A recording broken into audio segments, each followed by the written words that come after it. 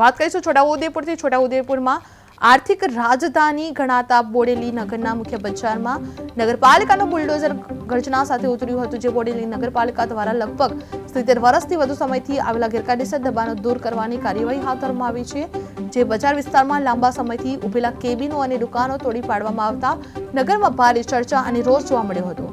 કાર્યવાહી દરમિયાન chief officer, ASP, PI સહિત મોટો પોલીસ બંદોબસ્ત તૈનાત રહ્યો હતો। કેબિન ધારકો દ્વારા વૈકલ્પિક વ્યવસ્થાની માંગ સાથે આજીજી કરવામાં આવી હતી, પરંતુ કાર્યવાહી યથાવત રાખવામાં આવી હતી, જેને કારણે અસરગ્રસ્તોમાં ભારે અસંતોષ ફેલાયેલો જોવા મળ્યો હતો। આજે પૂરતા પોલીસ બંદોબસ્ત સાથે 6 જેટલી કેબિનો રસ્તા પૈકીને હટાવવામાં આવી છે। આ કાર્યવાહી કરતા પહેલા એ લોકોને 3 નોટિસ ઇસ્યુ કરવામાં આવી હતી, પણ એમના જોડે કોઈ પણ લીગાલિટીના પુરાવા નહોતા, તો આજે પૂરતા પોલીસ બંદોબસ્ત સાથે એમને હટાવવામાં આવ્યા છે।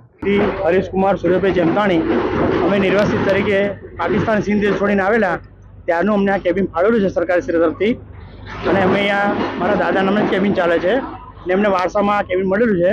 કેબિન નંબર 33 અમારું છે, એનો દાવો હાલ કોર્ટમાં રજૂ થયેલો છે, ચાલુ છે, અને કેબિન તોડવાનો કોઈ હુકમ કોર્ટે કરેલ નથી।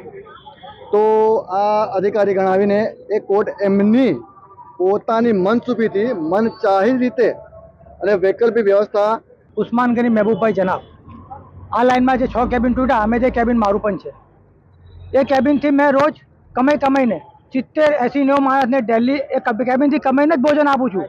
મારી પાસે આ જ વિકલ્પ હતો, જે ગરીબ વસ્તી જે રોડ પર રખડતી હોય, દવાખાનામાં પેશન્ટ બહારથી આવેલા હોય, પછી આપણે દવાખાને ડેપોની અંદર જે રખડી ખાતા હોય, રોડ પર રખડી ખાતા હોય, એવા લોકોને મેં 70-80-90 માણસોને આ કેબિન પરથી કમાઈને જ ખવડાવતો હતો। મારી રોજીરોટી જતી રહે, મને